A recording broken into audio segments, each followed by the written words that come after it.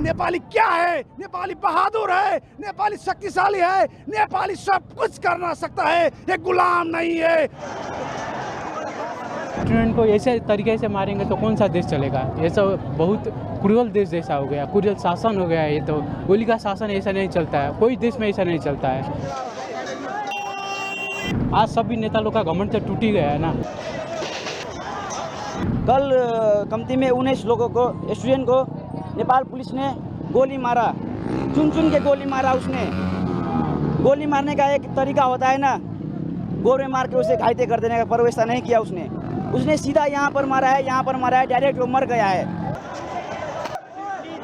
They are the murderers of our nation.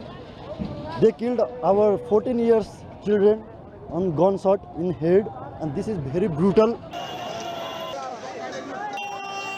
ये देश हमारा है, ये जिंजी लोग का देश है।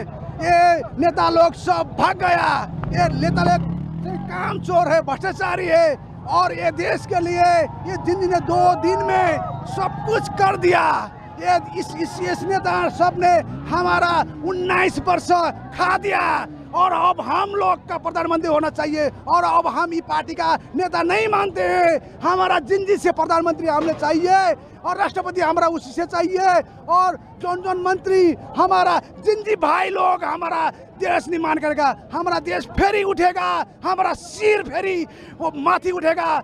और हमारा सिर, ये नेपाल का सिर है, संसार का लोग ने देखता है अब ये नेपाली क्या है? नेपाली बहादुर है, नेपाली शक्तिशाली है, नेपाली सब कुछ करना सकता है, ये गुलाम नहीं है, और उनका देश में करके काम नहीं करते। यही देश में पसीना बगाता है, खून बगाता है, और जिंदगी के ये सब लोग के हम इस देश के निर्माण में आगे बढ़ता है। ये नेता के अब हम लोग सहभागी भी होने नहीं देंगे। ये लोग का पार्टी भी हम नहीं मानते हैं। हमारा देश का पार्टी जिंजी पार्टी होता है, और उसमें हमारा भाई बहनी सब काम करता है। अब स्टूडेंट को कल मार दिया गया, आप लोग देखिए 21-22, अब नंबर कितना है पता नहीं, 500 से जितना है सब इंजर्ड हुआ है। अब स्टूडेंट को ऐसे तरीके से मारेंगे तो कौन सा देश चलेगा? ये सब बहुत क्रूरल देश जैसा हो गया, क्रूरल शासन हो गया। ये तो गोली का शासन ऐसा नहीं चलता है, कोई देश में ऐसा नहीं चलता है। ये एशिया में ऐसा कम्युनिस्ट शासन नहीं आता है, इतना छोटे देश में तो कैसे चलेगा? ये कभी भी ऐसा नहीं चल रहा है। हम लोग का डेमोक्रेसी लाया, इतने आदमी मर मर के डेमोक्रेसी लाया, ये ऐसा डेमोक्रेसी किसको चाहिए? किसी को डेमोक्रेसी ऐसा नहीं चाहिए। आप लोग देख रहे हैं संसद भवन कितना जल रहा है, यहीं पर नेता लोग अपना भ्रष्टाचारी लोग आते हैं, बैठते हैं। अब क्या हो रहा है देखिए, आज सभी नेता लोग का घमंड तो टूट ही गया है ना। आप लोग भी देख रहे हैं।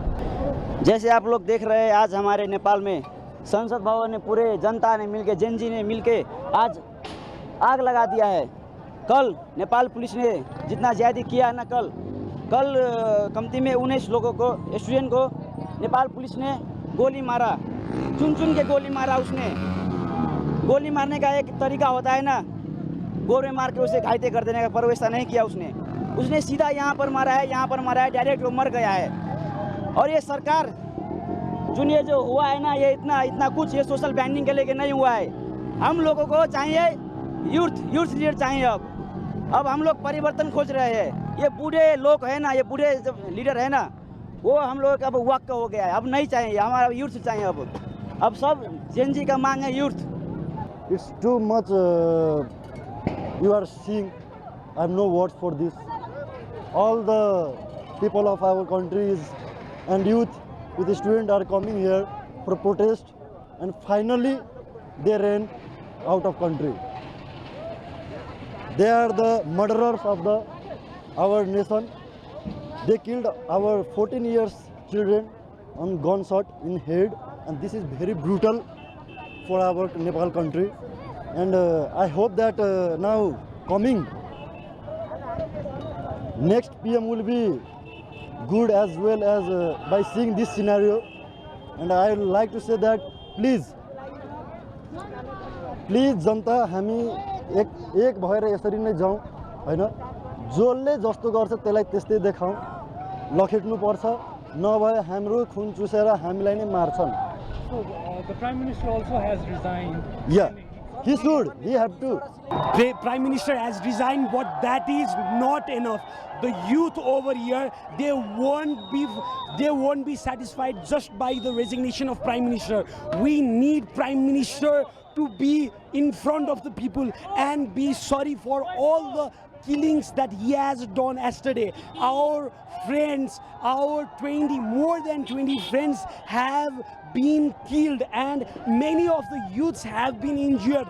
They have been shot by bullets on their chest, on their legs, and many body parts. So we need all those corrupt politicians and corrupt politics to be completely extinct. We don't need any of these corrupt politicians here in Nepal. So this is the ultimatum of youth to all those corrupt politicians, whoever are here. All these corrupt politicians should surrender to the law of the nation, and they should be given punishment as hard as they could suffer.